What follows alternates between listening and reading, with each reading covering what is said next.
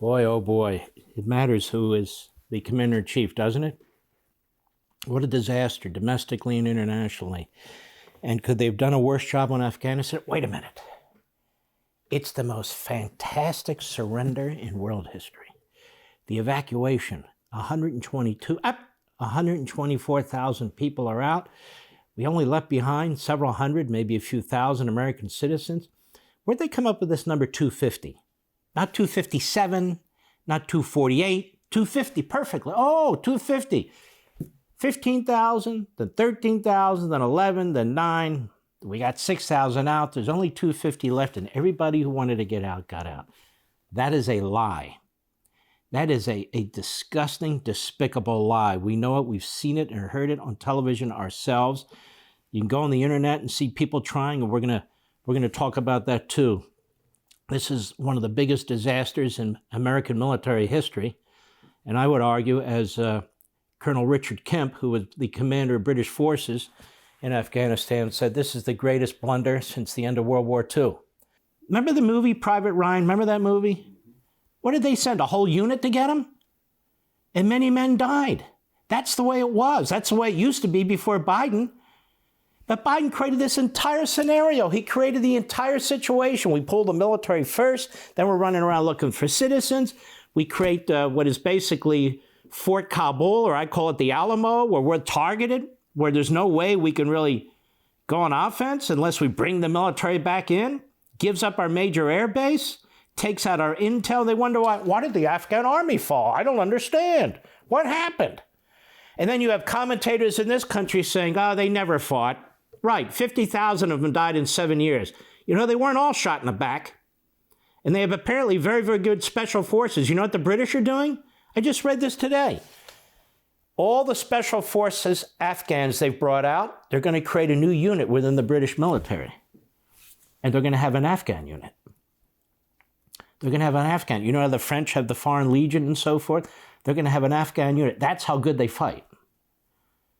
So all kinds of excuses being made for what our president did, what the Secretary of Defense. And let me remind you about Secretary Austin when he was General Austin. He was the general who oversaw the expansion of ISIS in Iraq. Are you aware of that? He was the general in charge of our evacuation from Iraq, again, under Biden, pretty much.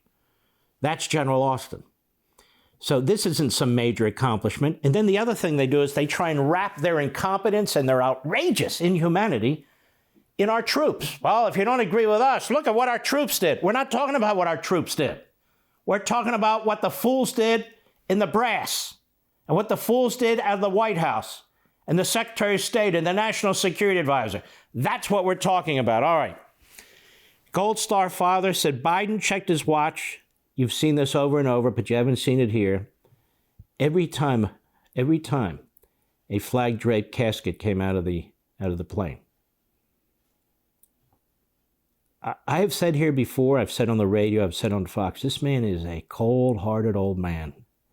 It's all about him. He's a narcissist. He is way over his head. On his best days, he'd be way over his head. First of all, I said that when you look at the border.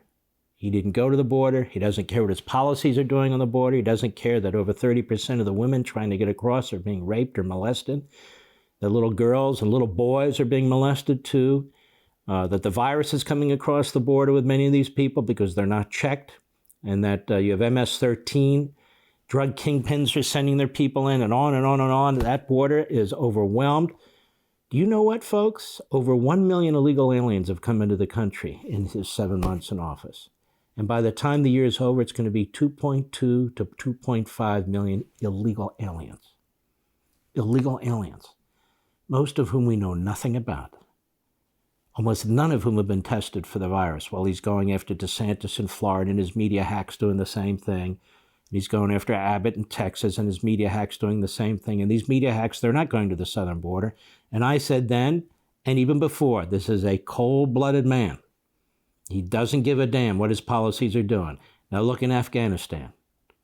Absolutely unbelievable. He specifically said in an interview, on August 19th, it's in my head, with George Stephanopoulos on ABC, that if we have to extend the deadline to get every American out, that's what we're going to do. And he said it more than once. And look how he lies. Look how those people lie. Now we're going to use diplomacy. Like that's going to work. When our military was there, it didn't work, apparently, because they knew we were on the way out. He sets this deadline. Then he blames Trump, which is ridiculous if you look at the agreement under Trump. It had nothing to do with this kind of activity here whatsoever. And so you have now these new Gold Star parents and families. They are shocked by what's taken place to their young sons and daughters. And if anything, a president needs to show empathy and compassion. Empathy and compassion. But I want you to watch this. Go. We said absolutely not. We didn't want to deal with him. We didn't want him anywhere near us. We as a family decided that that was the way it was going to be. In reference to the checking of his watch, that didn't happen just once.